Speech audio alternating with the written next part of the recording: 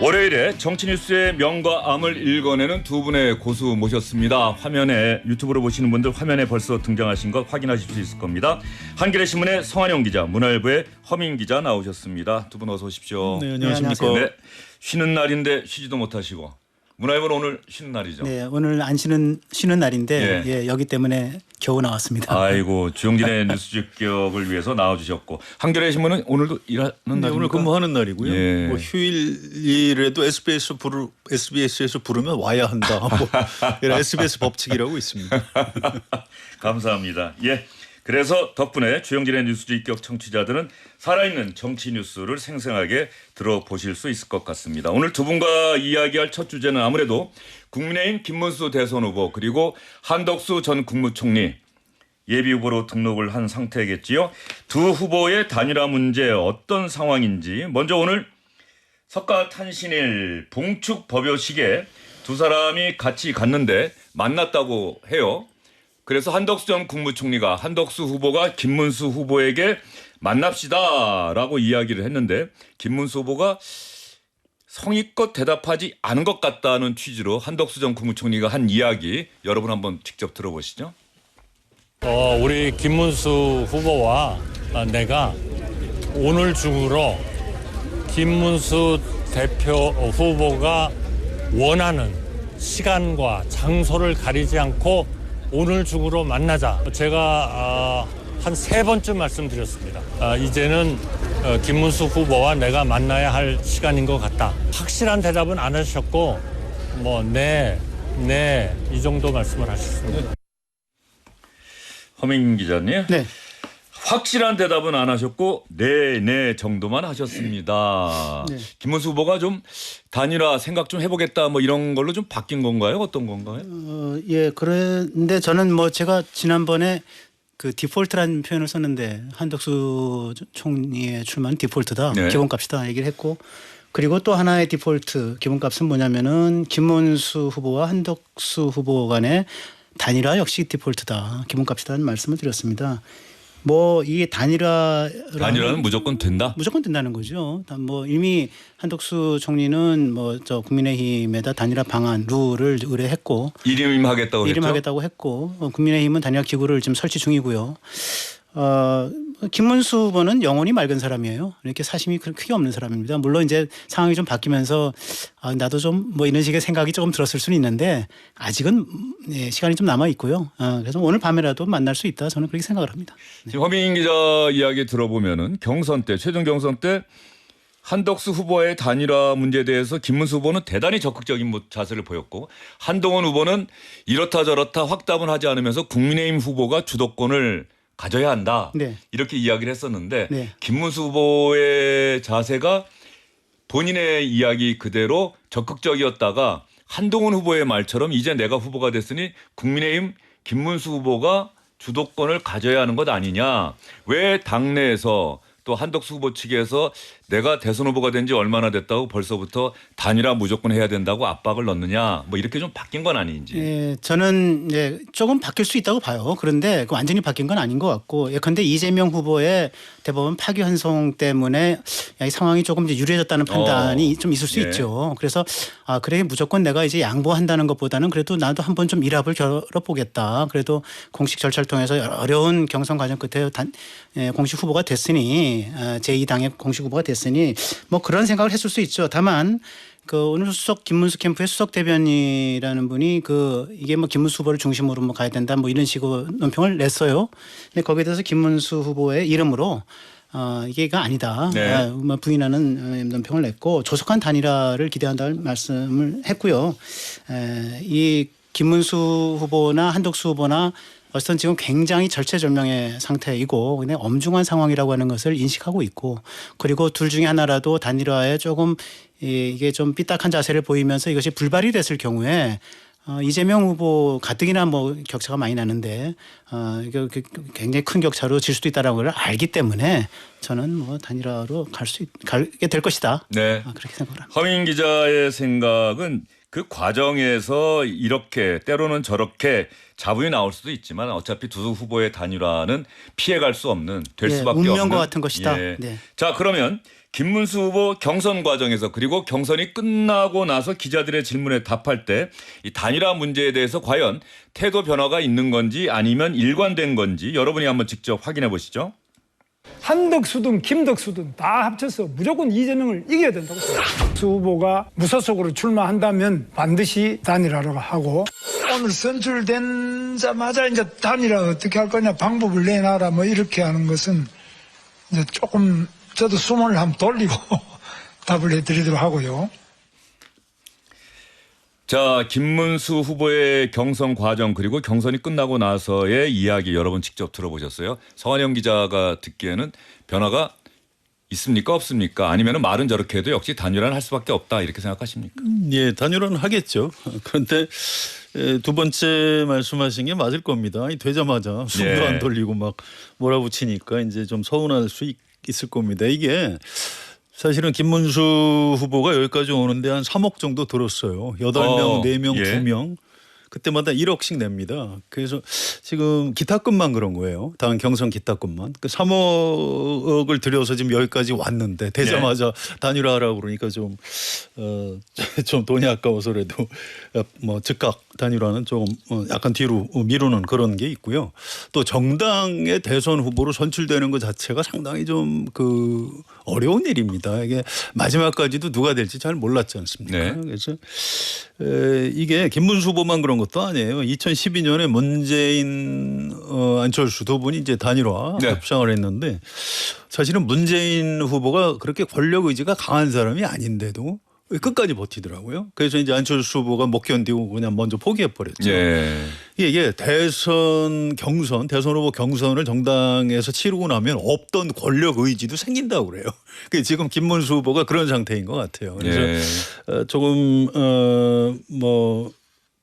조금 시간을 좀 들이는 게 맞는 것 같고요. 어쨌든 단일화는 할 겁니다. 이게 워낙 당원들이나 지지자들이 단일화를 요구하기 때문에 하나 할 수밖에 없고요. 참고로 일정 하나만 알려드릴게요. 예? 중견 언론인 모임 중에 관훈클럽이라고 있습니다. 그렇죠. 예. 대선 때마다 후보들 토론회 하죠. 예. 그래서 정치인들한테 굉장히 중요한 자리죠. 그런데 내일 한덕수 전대행 관훈클럽 토론을 하고요. 김문수 후보가 5월 8일로 일정이 잡혔더라고요. 그러면은 바로 이어서 하는 거네요. 그렇죠. 이틀 예. 뒤에 하는 거죠. 그러니까 예. 내일 하고 그다음에 이제 목요일 하고. 그래서 일정을 이렇게 잡았다는 것은 김문수 후보가 일단 관훈클럽 토론까지는 하고 그 이후에 단일화를 하겠다는 이런 의사 표시인 걸로. 알겠습니다. 그러면 이 김재원 전 의원 지금 김문수 대선 후보의 비서실장으로 내정이 됐는데 오늘 언론 인터뷰에서 그런 이야기를 했잖아요. 대선 후보 투표용지에 한덕수 후보의 이름은 없을 것이다. 김문수 후보의 비서실장으로 내정된 전 삼선 의원 출신의 전 의원이 이런 이야기를 했다. 그러면 지금 단일화를 앞둔 그냥 힘겨루기 차원의 이야기다. 뭐 이렇게만 보면 되는 겁니까? 김재원 전 의원은 명색이 국민의힘 공식 대선 후보의 비서실장입니다. 예. 그러니까 당연히 그렇게 얘기를 할 것이고요. 또 김재원 전 의원은 기본적으로 자강파로 알려져 있는 예. 인물이잖아요. 단일화파가 아니고 단일화를 강조하는 사람들 이양수 의원이라든가 이런 분들이 있지만 장동혁 의원은 좀 반반인 것 같아요. 김문수의 자강이 필요하고 그러면서 단일화를 해야 된다. 그래서 여러 가지 부류들이 있고 또 박수영 의원은 단일화를 목적으로 해서 그 캠프에 들어갔던 예. 의원이고 그런 것 같은데 여러 가지 부류의 사람들이 있어요. 그래서 김지원 전 의원 같은 경우에는 이게 대선 열심히 정성껏 치러보고 안 되면은 그래도 당권이라도 노리자 이런 생각까지 하고 있는 것 같고 그래서 그런 얘기들을 하고 있는 것 같습니다. 이게 단일화 지금 송 선배 좀 전에 2012년도 사례를 말씀 주셨는데 사실 저희가 많이 언급되는 사례 중에 하나가 2002년도 노무현 정몽준 사례 아니겠습니까? 노무현 정몽준 사례에서 얼마나 극심했습니까? 지금 사실은 보수 박멸 보수 대청수의 기수로 떠오른 김민서 의원이 정몽준 민주당에서 정몽준 당으로 가서 이게 김민세라는 별명까지 얻지 않았습니까? 네. 그러면서 그냥 극심한 신경전을 벌이다 결국은 단일화를 했죠. 여론조사로. 그 단일화 시점이 대통령 선거일 투표 25일 전입니다. 그래서 저는 이번 건도 11일 투표 등록이 있으면 그 전까지 단일화 하면 24일 남겨놓은 것이기 때문에 저는 그런 예를 살펴볼 수 있다고 보고요. 그리고 2017년도 윤석열 안철수 단일화 그것도 사실은 더 이제 긴박한 단일화였죠. 사실은 1, 2, 3, 4차 대선 토론회까지 전부 참석했어요. 네. 안철수 후보. 그리고 대선 투표일 5일 전에 4차 토론회 마치고 이제 윤석열 후보랑 같이 둘이 만나가지고 어디 가서 거기서 새벽까지 해서 단일화 단판을 지은 케이스 아닙니까? 그래서 이런저런 과정들이 있기 때문에 저는 그런 과정으로 결국 가게 되는 거 아닌가 계속 그렇게 말씀을 드립니다. 알겠습니다. 성한영 기자에게 또 질문을 제가 드릴 단계가 됐는데 조금 전에 허민 기자가 얘기한 것처럼 벌써 후보 단일화 협의회 2002년에 후단협 이 얘기를 하시니까 이번 지금 국민의힘 내부에서 말이죠. 자, 김문수 후보가 되니까 단일화 얘기는 왠지 모르게 좀 힘이 빠진 것 같고 김문수 후보 측은 단일화를 적극적으로 하려는 의지를 보이지 않고 국민의힘 후보는 나다 이렇게 가는 것 아니냐. 그래서 당내 많은 의원들이 이거 약속 지켜야 한다. 그러면서 오늘 4선 의원 11명을 대표해서 또 한기호 전 사무총장이 직접 기자회견도 했는데 이 기자회견 때문인지 또 국민의힘 의원들이 소속돼 있는 단체방에서 서로 대화를 주고받다가 의원총회 해야 한다. 이거 시간 낭비하면 안 된다. 이런 얘기가 있어서 오늘 저녁에 긴급 의원총회도 7시에 열기로 했다고 하는데요. 한기호 의원 얘기 한번 들어볼까요? 이제 김문수 후보와 한덕수 후보에게는 대한민국의 명운이 달린 갈림길에 큰 임무가 주어져 있습니다. 단일화를 염원하는 국민들의 희망에 부응해야 합니다. 이런 차원에서 우선 후보 등록 마감일인 5월 11일 이전에 단일화가 이루어져야 합니다. 이 시한을 넘길 경우 투표용지 인쇄를 시작하는 5월 25일까지 지루한 협상으로 국민들에게 외면받는 결과만 초래할 것입니다.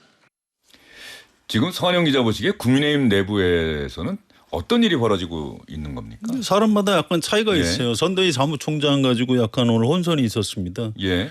이른바 자강파라고 하는 장동혁 의원이 선대위 사무총장을 만난다 이런 보도가 있었는데 이양수 의원이 사무총장이었는데 경질을 하고 장동혁 의원을 안 친다라고 했는데 장동혁 의원이 또 거부했다면서요?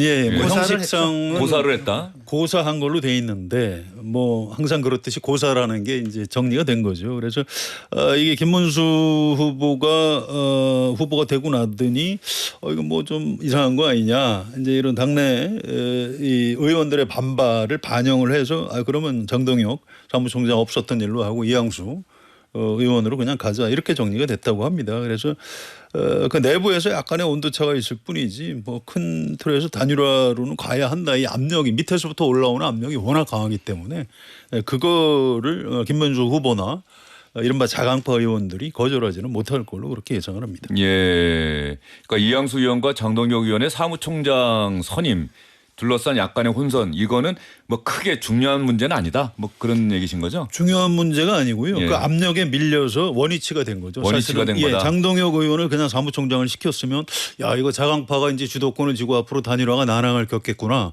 이렇게 해석을 할 수가 있는데 그게 없었던 일이 됐으니까 그럼 다시 단일화 쪽으로 순항을 하겠구나. 그러니까 이양수 사무총장은 워낙 단일화파입니다. 단일화론자였기 때문에 예. 허민 기자가 보기에는 지금 국민의힘 내부는 어떻습니까? 네, 뭐 비슷한 관측인데요. 장동혁 의원은 제가 뭐 비교적 자주 연락을 좀 취하는 네. 상대입니다. 뭐 근데 제가 그 장동혁 의원의 이제 의식의 흐름을 쭉 보면은 의식의 흐름. 네. 이게 일단 김문수든 한덕수든 혼자만으로는 안 된다라고 하는 생각이 굉장히 강하고요.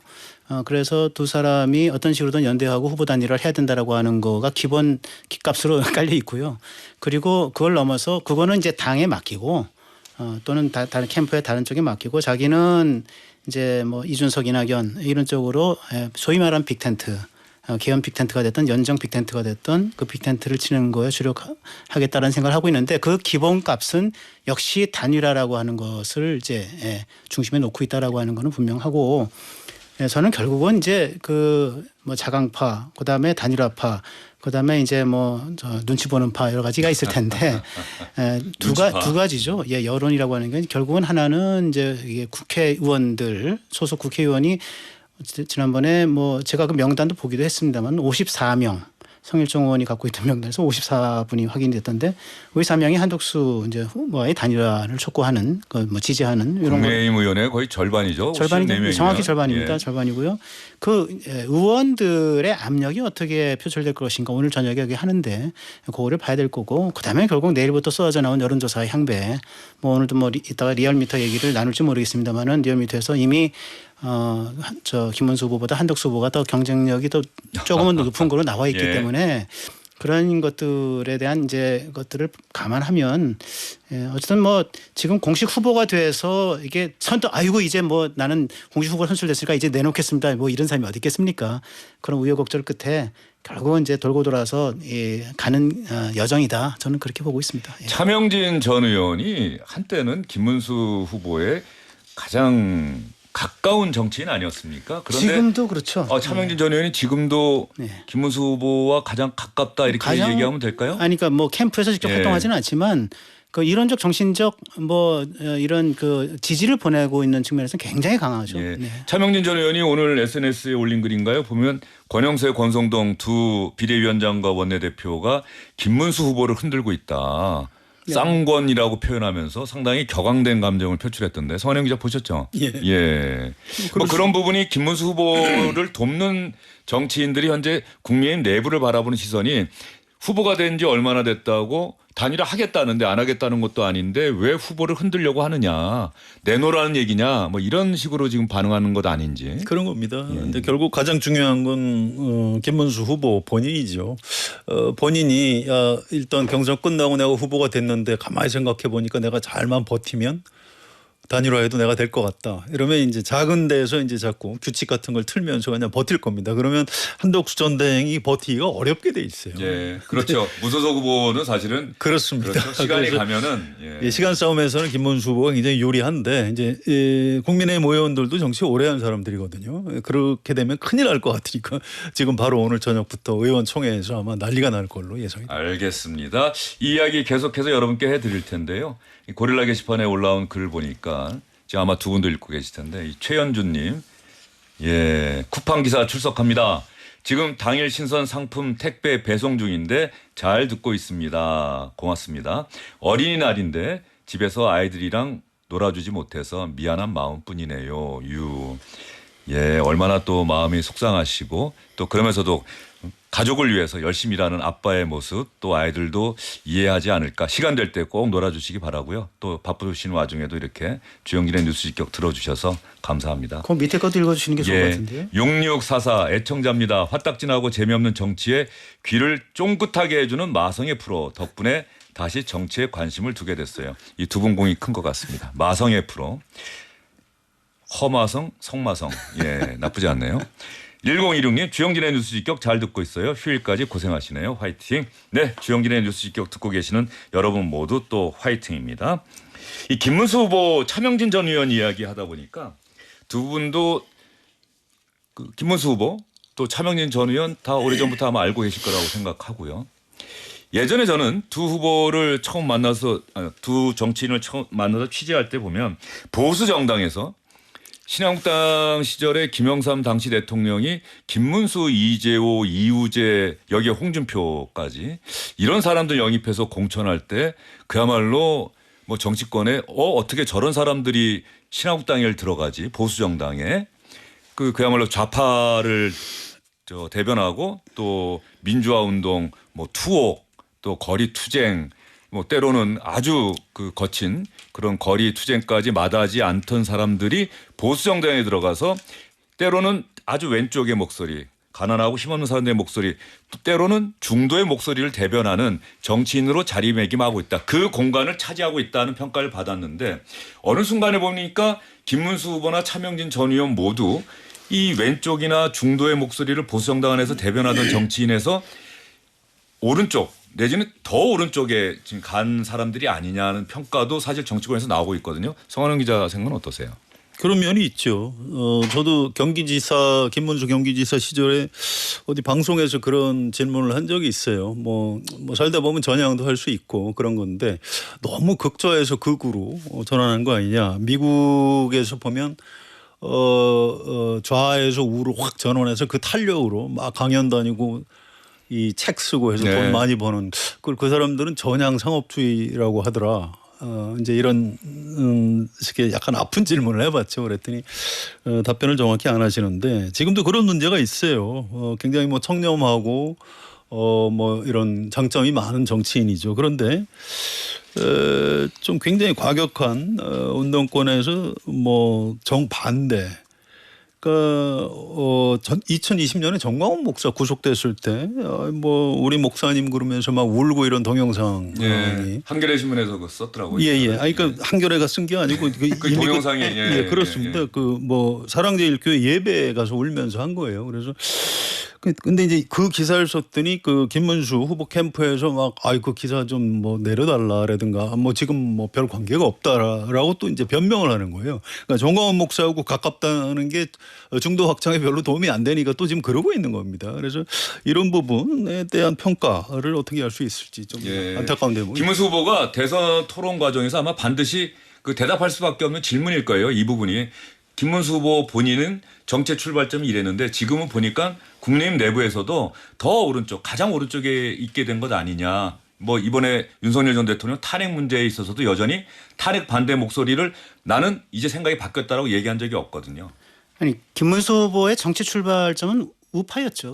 네. 1996년 15대 총선에서 그렇죠. YS 정권 때 공고를 받고 이제 해서 박지원 지역구에도 이제 부천에 출마해서 박지원을 누르고 부천 소사죠. 네, 부천 소사죠. 그래서 내리 3선을 했는데 그때 이제 김문수 초선 2조가 초선이지만 사무총장 또는 뭐 거의 뭐 당 대표 같은 그 위세를 떨치고 그랬었는데 심상정 뭐 전 대표의 얘기에 따르면 김문수 의원 뭐 그저께 또 기사에 났더라고요. 김문수 후보는 그 노동운동의 전설이었다. 근데 저는 그렇게 생각합니다. 세상이 바뀌었다 생각을 하고요. 1960년대, 70년대, 80년대 최소한 그리고까지는 저는 이게 민주화의 시대였다라는 생각이 들고 어쨌든 군사적 권위주의 시대였기 때문에 민주 대 반민주라는 구도가 정치권을 했던 것이고 사회적으로도 그렇고요. 그 이후에는 역시 그 뭐라 그럴까 대한민국 선진화라고 하는 또 다른 이제 차원에서 이제 민주화와 산업화라고 하는 것을 뛰어넘는 그 세상의 어떤 뭐 흐름이 됐기 때문에 그 속에서 자기의 입장을 바꾼 거를 왜 변절했느냐 이렇게 얘기하는 건 저는 마땅치 않다고 생각을 합니다. 저는 일본 속담에 20대의 사회주의자가 아닌 사람은 멍청이고 40대 때 자유민주주의가 아닌 사람은 바보다라고 하는 일본 속담이 있어요.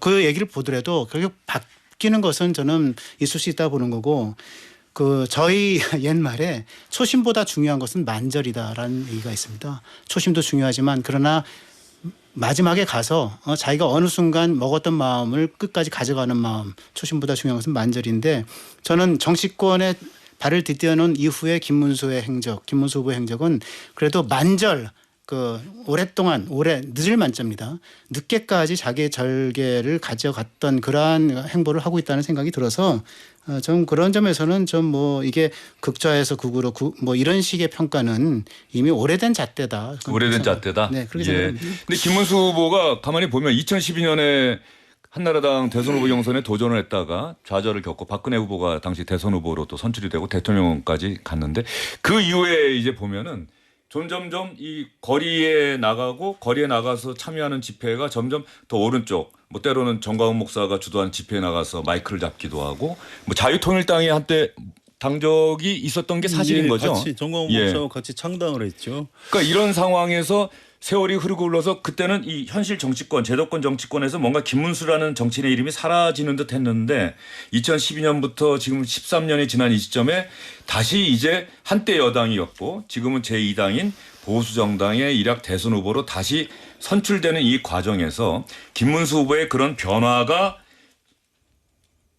시간을 미리 내다본 것이었는지 아니면 13년이라는 시간 동안 보수정당에 무슨 일이 있었던 건지 이번에 윤석열 전 대통령의 탄핵이라는 변수 때문에 이런 일이 생긴 건지 그러니까, 이런 부분들을 한번 생각해 보고 싶어서요. 그러니까 극좌 극우 이런 문제 뭐 변절 이런 것보다 더 중요한 게 지금 12월 3일 윤석열 대통령 비상계엄한 거에 대한 평가를 김문수 후보가 어떻게 했죠? 계엄은 뭐 민주당이 줄탄핵하는 바람에 뭐 불가피했다. 책임이 민주당에 있다는 거예요. 물론 민주당의 일부 책임이 있겠죠. 그렇다고 계엄을 해요. 그걸 감싼 분이 지금 그 국민의힘의 대선 후보가 된 겁니다. 또 탄핵은 절대 하면 안 된다고 이렇게 했죠. 이건 이제 물론 당원들하고 지지자들이 선택을 했으니까 후보가 된 건데 이게 이 합리적인 보수 국민의힘 정당이 가는 길에 이게 도움이 된다고 생각하세요? 전 박정희 이승만 대통령도 잘한 게 있다. 이렇게 얘기하는 게 맞는 거지. 아니 그분들이 우리나라 근대화를 다 했고 국부기 때문에 완전히 다시 평가해야 된다. 이렇게 가져가는 건 좀 곤란하거든요. 근데 지금 김문수 후보 보면 뭐 어떨 때는 뭐 이렇게 좀 이렇게 합리적인 목소리를 내는 것 같다가도 가끔 이렇게 굉장히 좀 극단적인 우쪽 목소리를 내요. 그래서 이게 뭐 글쎄요. 전 그걸 지금 김문수 후보가 아주 좋은 정치인이라고 평가는 전 도저히 못하겠습니다. 자, 그러면 또 서한영 기자 이 얘기에 허민 기자의 또 생각도 좀 들어볼 텐데요. 그 전에 김문수 후보가 최종 후보로 당선이 되고 나서 기자들과 일문일답을 갖는 시간이 있었는데 윤석열 전 대통령과의 관계를 어떻게 하실 겁니까? 출당해야 한다는 목소리도 있는데 후보님의 생각은 어떠신가요? 라고 한 기자가 질문을 했는데 김문수 후보가 뭐라고 답변했는지 이게 이틀 전 얘기입니다. 윤석열 대통령님을 뭐 출당한다든지 이런 거는 저는 뭐 생각해 본 적은 아직 없고요. 또 뭐 출당에 대한 이야기를 하는 분도 있는 것 같으면 저는 구체적으로 그 논의를 해본 적은 없습니다. 자, 허민 기자는 조금 전에 성한영 기자의 이야기에 대한 생각을 얘기하셔도 좋고요. 이 윤석열 전 대통령의 출당 문제가 아마도 대선 과정에서 선을 긋고 가야 되는 것 아니냐. 언제까지 안고 갈 것이냐. 중도에 있는 유권자들의 생각을 우리가 담으려면 윤석열 전 대통령과 절연해야 하는 것 아니냐는 목소리가 분명히 당내에 존재하고 있거든요. 어떻게 할 거로 보십니까?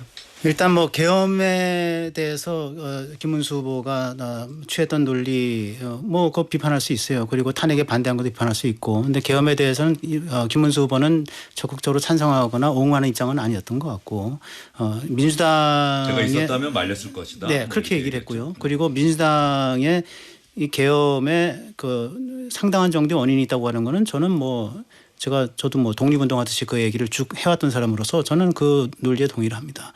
민주당의 그 30차례에 걸친 줄탄핵 그다음에 그 입법 폭주가 없었다면은 좀 계엄도 없었을 것이다. 그런 생각을 하고요. 그런데 그럼에도 불구하고 저는 뭐 계엄은 온당한 방법은 아니다라고 생각을 했던 거고 그럼에도 불구하고 또 국민의 손으로 선출한 가장 민주적 정당성을 가진 대통령을 박근혜에 이어서 윤석열까지 이렇게 또 다시 탄핵으로 가는 거가 옳은 것인가라고 하는 거에는 전 찬반양론이 있을 수 있기 때문에 그것을 탄핵에 반대하는 사람을 전부 다 극으로 모는 거는 국민의 적어도 지금 시점으로 봐도 35%를 극으로 모는 거다. 전 그렇게 생각을 하고요. 예. 그리고 또 이승만 박정희도 잘한 게 있다는 정도로 그쳐야 된다. 그거 아니고 전부 잘한 거다라고 얘기하는 거 온당치 않다. 똑같은 거죠. DJ 노무현도 잘한 게 있는 정도로 얘기를 해야지 그 사람이 그런 분들이 모두 다 잘했다라고 얘기할 수는 없는 거죠. 대한민국 정치는 그만큼 양극화되어 있고 극단화되어 있는 겁니다. 저는 그렇게 생각을 하고요. 예. 출당 문제는 저는 한동훈, 오세훈, 유승민 심지어는 이런 분들이 지금 공식 당 후보가 됐어도 저는 김문수 후보보다 더 명확하게 출당해야 된다라고 얘기 못한다고 생각합니다. 예. 그거는 현실적인 정치는 어쨌든 간에 사실의 게임이지만 또 인식의 게임이기도 하는 것이고 사실의 게임인 동시에 인식의 게임이다.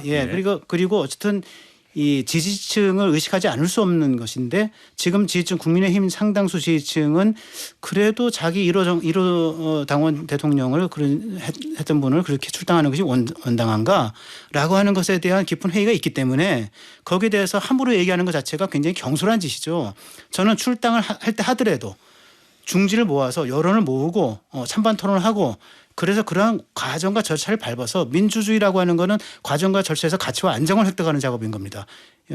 그래서 저는 그러한 작업을 통해서 하는 것이지 기자가 질문한다고 해서 출당 해야죠. 아니면 말해야죠. 이렇게 하는 것은 온당치 않다. 예. 저는 그렇게 생각합니다. 자, 두 분 말씀 듣다 보니까 어떤 한 정치인이 대선 후보까지 가는 과정에서는 유권자들 그리고 우리 청취자분들 일반 국민에게 각인되는 하나의 장면 이미지가 있지 않습니까? 가는 윤석열 전 대통령 같은 경우는 그 국회 국정감사 자리에 나와서 저는 사람에 충성하지 않습니다는 이 말 한마디가 사실은 기자들이 계속해서 윤석열이라는 사람을 쓸 때마다 정치인이 됐을 때 기사를 쓸 때마다 그걸 쓰고 사람들한테 각인이 되고 김문수 후보 같은 경우는 비상계엄 이후에 일주일 정도 지나고 나서 국회 본회의가 열렸죠. 이때 긴급 현안 질문에서 민주당 서영교 의원이 국무위원들 대상으로 해서 일어나서 국민들한테 사과해라. 한덕수 당시 국무총리는 제 기억에 몇 번이라도 사과드리겠습니다. 이 부분에 대해서 그래서 본인한테 질문 왔을 때도 사과를 했고 서영교 의원이 요구해서 국무위원석에 있는 모든 국무위원들이 일어나서 허리를 숙여 인사하면서 사과를 할 때 김문수 후보만이 당시 고용노동부 장관 김문수 장관만이 자리에 앉아서 미동도 하지 않았다. 이 장면이 사실은 국민의힘을 지지하는 뭐 당원들이나 그 무당층에 계신 분들에게 깊이 각인됐던 것 아니냐. 그런데 여기서 하나 공교로운 것 몇 번이라도 사과하시라면 사과하겠습니다라고 했던 한덕수 후보가 지금은 또 김문수 후보와 후보 단일화 보수 진영의 대선 후보 자리를 놓고 단일화를 한다. 이것도 어떻게 보면 상당히 의아하기도 하고 또 어떻게 봐야 할지라고 하는 측면도 있는 것이고 물론 그게 아주 중요한 문제는 아니겠습니다만 서한영 기자 생각은 어떠세요? 지금 기억나시죠? 예, 물론입니다. 아무튼 이번 국민의힘 경선 과정에서 김문수 후보가 당선된 배경이 한 두 가지쯤 있을 거예요. 일단 윤석열 효과. 그래도 우리 당의 1호 당원이고 전직 대통령을 그렇게 뭐 이렇게 버릴 수 있느냐 안 된다. 이제 그 동정론 뭐 이런 것들이 작용을 했고요. 또 하나는 이제 한덕수 효과죠. 단일화를 해야 된다. 이제 그걸 이제 당원이나 지지자들이 평가했기 때문에 김문수 후보가 당선이 된 겁니다. 그런데 어쨌든 한덕수 전 대행 얘기도 좀 안 할 수가 없는데 사실은 저는 한덕수 전 대행이 왜 대선 출마했는지 잘 모르겠어요. 지금도 무슨 명분을 갖고 나온 건지 본인이 뭐 통상 전문가이기 때문에 잘할 수 있다.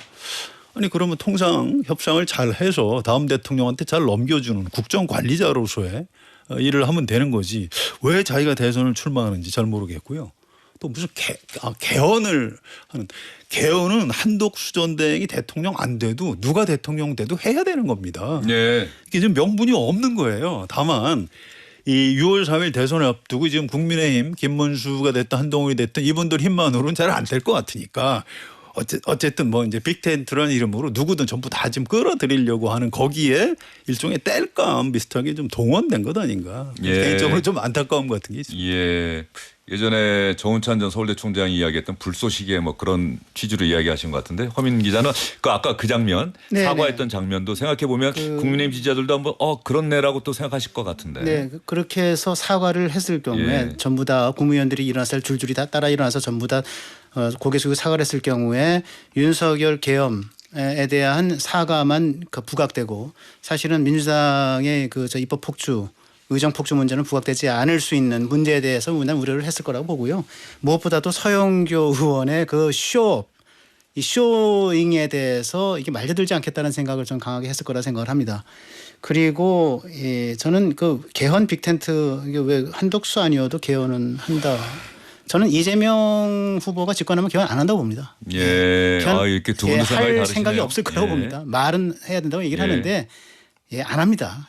저는 뭐 많은 것을 걸 수 있습니다 여기. 예, 네. 알겠습니다. 이재명 후보 아직 관훈클럽에서 이재명 후보 토론회 뭐 한다는 얘기는 없죠? 네, 없었던 것 같은데요. 아마 이재명 후보도 텔레비전 토론, 공식적인 토론 말고 관훈클럽 토론은 하지 않을까 싶은데 제 기억에 문재인 후보가 당시에 2017년 대선 때 관훈클럽 토론에 나오지 않았던 것도 같고 그 당시에 워낙 그 긴박하게 또 조기 대선이 치러져서 그건 한번 좀 저희가 복귀를 해서 확인해서 여러분께 말씀드리도록 하겠습니다. 자, 이재명 후보 이야기가 나왔는데 허민 기자는 이재명 후보가 대통령이 되면 개헌을 하지 않을 것이다라고 얘기했는데 이제 민주당 분위기, 민주당 상황을 좀 알아보도록 하겠습니다. 민주당은 대법원에서 이재명 후보의 선거법 사건 유죄 취지로 파기환송해서 서울고등법원이 바로 15일에 공판 일정을 잡은 것을 놓고서 상당히 격앙된 분위기입니다.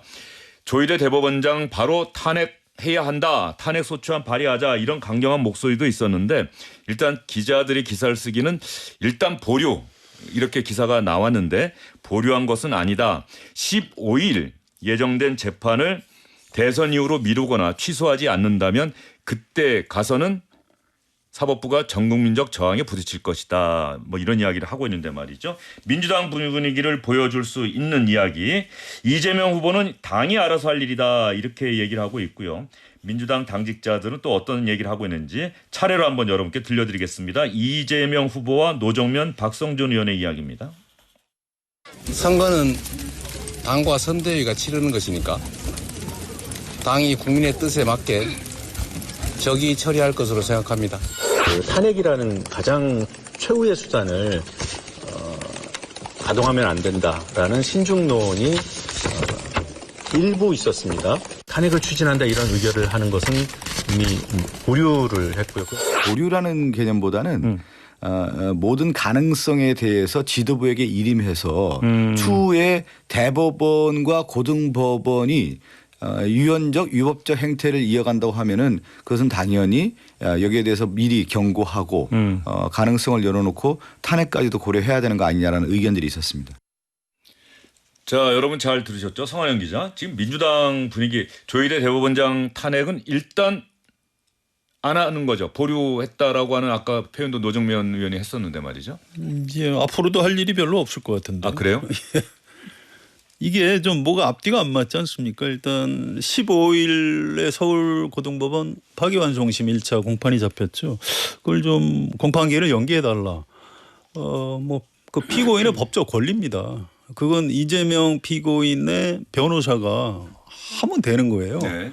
근데 이제 그걸 왜 민주당에서 요구하는지 이게 좀 앞뒤가 안 맞는 얘기예요. 그래서 물론 왜 그러는지 정치적으로 뭐 좀 법원에다 압력을 넣겠다 이건 이제 이해가 되지만 서울고등법원 재판부에서 결정할 일을 가지고 뭐 대법관이나 대법원장을 탄핵을 할 것처럼 얘기하는 건 좀 안 맞는 얘기고요. 오늘 그 이제 민주당이 걱정하는 건 이런 게 있을 겁니다. 혹시 6월 3일 대통령 선거 전에 서울고법에서 피선거권 박탈하는 형을 선고를 하고 그걸 대법원에서 빨리 확정을 해서 6월 3일 대선 6월 전에 3일 전에 예. 이재명 후보의 출마 자체가 이제 그 물거품이 되는 이런 상황이 올까봐 민주당은 후보가 없는 상태인데 그러면 그렇죠. 예. 그런 겁니다. 근데 이제 그게 이제 이번에 대법원에서 굉장히 좀 전원합의체 판결을 서둘러서 하다 보니까 민주당 의원들이나 그 당원들이 이제 그런 의심을 하는 거예요. 이거 혹시 대법원이 이재명 대통령 못하게 하려고 굉장히 빨리 좀 서두른 거 아니냐. 근데 오늘 그 선대위원회 그 강금실 전 장관이 좀 정리를 했어요. 네. 거기 형사소송법을 정확히 따져보니까 상고 기간 7일이 있고 또 상고 이유서 제출 기간이 20일. 재상고를 예. 또 하게 되면 그 이유서를 20일 줘야 되는데 그거는 형사소송법에 있는 거기 때문에 그것까지 무시하고 대법원이 무슨 뭐 확정 판결을 할 일은 없다. 이렇게 정리를 했습니다. 그래서 만약에 그렇게 한다면 그것은 형사소송법을 위반한 것이고 그렇습니다. 그것도 그 헌법을 판결 위반한 얘기가 될 것이다. 자체가 문제가 되는 거죠. 예. 그래서 그런 일은 없을 것이다. 이렇게 매듭을 지었고요. 다만 이제 대법원 전원합의체에서 유죄 취지로 선고를 해서 파기환송을 했기 때문에 이재명 후보나 민주당 의원들 또 이제 민주당 지지자들은 걱정을 많이 하는 거죠. 그래서 어떤 이런 위기 상황에서는 또 이렇게 뭔가 좀 이 분위기를 좀 다잡을 필요도 있거든요.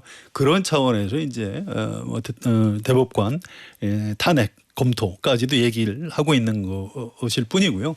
실제로 탄핵을 추진할 가능성은 저는 없다고 생각합니다. 예, 허민 기자가 보시기엔 어떻습니까? 이 사안이 사실 민주당이 대단히 격앙된 반응을 보이고 강경 모드로 당을 전환시키는 하나의 중요한 계기가 됐거든요. 다 된 밥에 코 빠뜨리는 격으로 지금 거의 대통령인데 지금 이 파기환송심 때문에 그 이재명 후보가 이게 후보 자격을 날릴 수도 있다라고 하는 생각 때문에 그런 거죠. 그리고 사실은 대법원 확정 판결까지 다시 갈 가능성 전혀 없지만 저도 그건 전혀 없다고 봅니다. 그러나 파기환송 자체가 이미 이제 도장을 찍은 거고요. 이 사람은 사실상 유죄다라 도장을 찍은 거 아니겠습니까? 거기다가 이제 고법위로 돌아갔는데 고법에서 15일 날 이제 심리기를 열었을 때 거기서 또 출석을 하든 안 하든 간에 다음 결심을 해가지고 선고를 한다 그러면은 사인까지 하게 되는 거죠. 유죄 확정을 해버리면. 그러니까 이 도장 찍고 사인까지 해서 이게 이재명 후보가 출마할 수 있다 하더라도 이거는 사실상 완전히 무력화되는 이런 걸 걱정하는 의미에서 아마 정치적으로 그런 제스처를 쓰는 것 같고요. 그 다음에는 뭐 조희대 대법원장 탄핵으로 넘어간다는 얘기고, 그 다음에 형사소송법, 뭐 당선돼도 뭐 재판 안 받게 하는 법, 뭐 지금 추진 중이지 않습니까? 그렇게 하는 가장 또 앞거는 지금 보니까 대법관 수를 이제 14명에서 30명으로 늘린다는 거 아니겠습니까? 정성호 의원이 SNS에 썼더라고요. 네. 신속한 재판은 국민 모두가 받아야 되는데 그렇다고 한다면 대법원 재판부를 10개로 늘려야 한다. 이게요. 대법관 수를 늘려서 이 정권 유지를 하고 정권을 공고화시키겠다라고 하는 거가 소위 옛날식으로 하면 제3세계 또 개발도상국의 이게 독재제도의 전형적인 수법입니다. 제가 사례 하나만 얘기할게요. 2004년도에 베네수엘라 차베스 정권이 만들어지면서 차베스 정권이 대법관을 20명에서 32명으로 증원을 합니다. 그래서 9년 동안 그 정권에 반대되는 판결을 제로로 만들었어요. 이 케이스들을 아마 다 연구를 했다고 저는 생각을 해요. 그래서 이 얘기는 뭐냐면 이제 입법 권력 170석, 범야 192석, 에다가 이제 행정 권력을 지면, 정치 권력을 지면 거기다가 사법부 이런 식으로 해서 무력화시키고, 그러면 결국 입법, 사법, 행정, 저는 4.4 5.2 개헌 이후에 대한민국 헌정사에서 국회가 이렇게 타락한 적이 있나? 저는 그런 생각이 들어서 정말로 저는 뭐 이거는 정말 애국적 견지에서 걱정을 많이 할 수가 없습니다. 자, 그러면 서한영 기자 민주당 의원들한테 이제 자꾸 이제 물어보게 되죠. 예. 저희가 직업이 기자니까 이제 물어봐야 기사를 쓸 수 있으니까. 근데 왜 이렇게 강경론이 나오냐? 그랬더니 설명을 이렇게 해요. 뭐 자라보고 놀란 가슴 소뚜껑 보고 놀란다 이런 것처럼. 아니 계엄한다고 제보 받아서 얘기했더니 무슨 대명천지의 계엄이냐고 펄펄 뛰었는데 계엄하지 않았느냐. 그래서 이번에 대법원 그래서 지금 또 이번에 대법원 전원합의체 판결을 9일 만에 했나요? 그래서 이런 걸 보고 야 이거 뭔가 거대한 업무가 진행 중인 건 아닌가라고 자기들은 걱정을 할 수밖에 없다는 겁니다. 그래서 비상계엄 때문에 극단적인 상황까지도 가정을 해서 자기들이 대비해야 한다. 뭐 이런 설명입니다. 그 설명 자체는 저는 납득이 되더라고요. 자, 그러면 두 분의 아주 오랜 세월 정치권을 취재하신 두 분께, 자, 민주당은 이건 명백한 사법부의 선거 개입이다, 사법 쿠데타다라고 주장을 하고 있잖아요. 그리고 또 반대쪽 국민의힘에서는 아니 대법원의 판결마저 인정하지 않으면 그걸 쿠데타라고 하면 나중에 민주당은 또 다른 경우에는 무슨 얘기를 할 것이냐, 뭐 이렇게 또 이야기를 한단 말이죠. 두 분의 생각이 좀 궁금해요. 그러니까 대법원 최종 판결을 승복을 안 할 방법이 있나요? 그거 없습니다. 그건 불가능해요. 헌법재판소 결론에 대해서 모든 국민이 승복하는 거하고 마찬가지입니다. 네. 그래서 제가 아까 대법원장 탄핵은 없을 거라는 생각이 들고요. 우리 헌법의 가장 중요한 원리 중에 하나가 삼권 분립이에요. 네. 지금 입법부 다수 세력이 대법원장을 탄핵하겠다. 이건 삼권 분립 원리를 무너뜨리는 겁니다. 그래서 뭐 그런 장면까지는 벌어지지 않을 것이다. 이렇게 전망합니다. 그러니까 민주당이 지금 대법원의 판결을 수용하고 승복하고 있는 거다라고 보시는 건가요? 아니면 그렇게 하고 있는데 외부적으로는 극단적인 상황까지 우리가 가정할 수밖에 없는 상황이 됐으니 좀 정치적 구호로서 대법원장 탄핵이라는 얘기가 나왔을 뿐이다, 뭐 이런 말씀을 하시는 건가요? 그러니까 최악의 경우 6월 3일 이전에 혹시 막 서울고법하고 대법원하고 다 이렇게 뭔가 작전을 짜가지고 이재명 후보의 출마를 막으려고 하는 건 아닌가, 이제 이것 때문에 이제 그런 주장을 하고 있는 것 같습니다. 예, 허민 기자 생각은 어떠세요? 민주당이 개싸움이라는 얘기까지 했어요. 개싸움에 무슨 규칙이 어디 있고 룰이 어디 있느냐, 할 수 있는 모든 이 동원 가능한 자원을 다 동원해야 된다 이런 얘기를 했는데, 민주당이 지금 이거를 그냥 엄포용으로 하느냐, 그렇지 않다고 봅니다. 이건 진짜로 목숨 걸고 할 수 있는 수단을 다 동원한 자세다 저는 이렇게 보고요. 이게 민주당의 논리 중에 어떻게 9일 만에 6만 쪽에 이르는 그 기록을 전부 다 볼 수 있느냐. 이거 지금 일종의 민주당 의원들이 SNS를 통해서 김민석 의원 주도로 대법관들의 그 기록, 사건 파일, 로그 기록을 확인하자는 운동을 벌이고 있는 것 같아요. 좀 더 말씀을 드릴게요. 6만 쪽이라고 하는 기록이 검토하기 어려운 수준의 기록이 아닙니다. 이게 대부분은 이제 검찰 조서인데 이 중에서 상당수가 통화 기록 내역, 그다음에 사진 뭐 이런 것들이거든요. 그래서 예컨대 1개월분의 통화 기록을 따지면 한 50쪽이 나온다 그래요. 그중에서 딱 볼 만한 내용은 한두 줄이라고 얘기를 합니다. 그 한두 줄 뭐를 봐야 하는지 다 잘 알고 있는 거고요. 이미 1심, 2심에서 다 검토되어 왔던 거를 추적해 왔던 것이고요. 에피소드를 하나 말씀드릴게요. 2017년에 그 박근혜 대통령 탄핵 소추됐을 때 박범계 의원이 탄핵 예. 소추위원이었는데 그 얘기 하실 것 같았어요. 네. 예. 그때 헌법재판관이 일주일에 수만 쪽을 본다고 박범계 의원이 얘기를 한 예. 거예요. 입으로. 예. 일주일에 수만 쪽을 본다. 걱정하지 않아도 된다. 네, 걱정하지 예. 않아도 된다. 예. 9일 만에 볼 수 있습니다. 예. 그러니까 대법원에서 뭐 나름대로 대법관들이 이거는 대선 전에 뭔가 전원합의체에서 결론을 내주는 게 어떤 국민의 판단을 위해서도 도움이 된다 이렇게 생각했을 수 있어요. 예. 근데 이걸 지금 뭐 여론조사 이런 데도 수치 나타나는 것처럼 일반 국민은 다수는 그렇게 안 받아들이고 야 이거 뭔가 대법원에서 선거 개입하는 거 아니야? 지금 이렇게 받아들이고 있는 거고요. 민주당이 프레임을 이렇게 또 만들고 있죠. 아니 네. 이른바 보수신문에서도 사설로 이 대법원이 이게 좀 너무 지나치게 서두르는 것 아니냐 이런 이제 비판적인 사설도 쓰고 있습니다. 그래서 이건 좀 그렇다고 해서 대법원이 무슨 악의를 갖고 그렇게 지금 하고 있다는 생각은 안 들지만 좀 서로 좀 역지사지하는 지혜 같은 건 좀 필요한 대목이 있는 것 같습니다. 그러니까 우리 대선에서 이런 경우가 없었기 때문에 사실은 이게 또 우리가 저희가 이 시간에서 이야기하는 거죠. 말씀드리지만 이건 이제 개헌부터 꼬이기 시작한 거예요. 예. 모든 게 비정상이 정상인 것처럼 비치는 현상이 나타나고 있는 거죠. 거기 자생은 어떠세요? 그 말씀 맞고요. 예.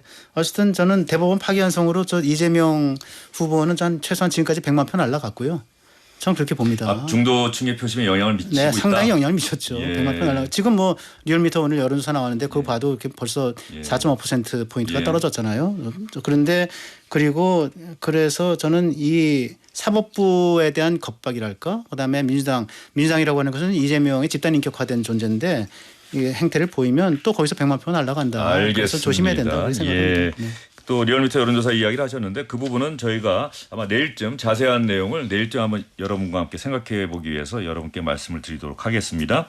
리얼미터 이야기는 항상 청취자 여러분들 리얼미터 홈페이지 또 리얼미터의 여론조사를 의뢰한 언론기관의 홈페이지 중앙선거 여론조사심의위원회 홈페이지 참조하시면 정확한 조사 방법 여러분들께서 확인하실 수 있다는 점 여러분께 다시 한번 말씀을 드리도록 하겠습니다.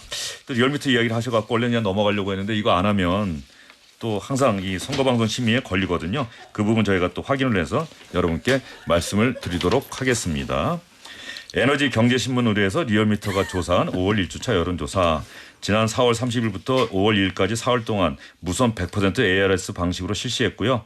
자세한 내용은 중앙선거여론조사심의위원회 홈페이지 보시면 됩니다. 주영진의 뉴스 직격은 선거방송심의위원회가 규정한 내용을 지키고 있다는 점 여러분께 말씀을 드리겠습니다. 제가요. 예. 그러니까 저는 수치는 말씀 안 드릴게요. 지금 오늘 MBC에서 발표한 여론조사가 있습니다. 이건 그것도 얘기하시면 또 저희가 찾아서 또 말씀을 드려야 돼요. 아니, 그러니까 예. 제가 수치를 말씀을 예. 안 드릴게요. 5월 4일 하루 조사한 거고요. 예. 그래서 그 전하고 여론에 별 차이가 없어요. 물론 지금 좀 빠릅니다. 이번 주 한 중반 이후에 나오는 여론조사가 좀 정확할 거예요. 예. 그래서 이제 그걸 한번 보고 표가 얼마나 떨어졌는지 그렇지 않은지. 전 물론 이제 중도층에서 좀 지지를 유보하는 현상은 있다고 보고요. 또 보수 쪽에서 결집하는 현상도 틀림없이 나타난다고 보는데 예. 그게 이 대세를 뒤엎을 만큼인지 아닌지 이 부분에 대한 판단은 좀 유보하도록 하겠습니다. 알겠습니다. 다음 주 이 시간이면 좀 얘기를 두 분 더 정확하게 하실 수 있으시겠죠? 그렇습니다. 예. 알겠습니다. 두 분과의 이야기 여기까지 듣도록 하고요. 5675님 연휴 맞이하여 아이들 데리고 여수 여행 중이에요.